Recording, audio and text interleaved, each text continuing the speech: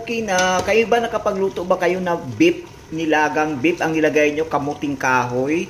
Mais nang ilagay ko, kaya lang hindi naman maganda yung mais, kaya kamuting kahoy ang nilagay ko. Oh, di ba? Ako naman ang kakain yan, kaya kahit ano ilagay ko. Pero masarap siya, napakalambot na ng beef. Super lambot na ng beef, oh. Napakalambot niya. At ang ating kamuting kahoy din, malambot na rin siya. So, yan.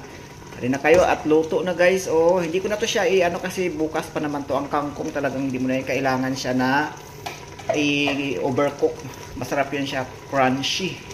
Patay na natin siya. Baya, ayan na ang ating niluto ngayong madaling araw. Ang ating beef. Kakaibang beef yan guys. Oh, nilaga siya. Ang nilagay natin diyan ay ang kamuting kahoy. Masarap yan. Imbis na gabi o kaya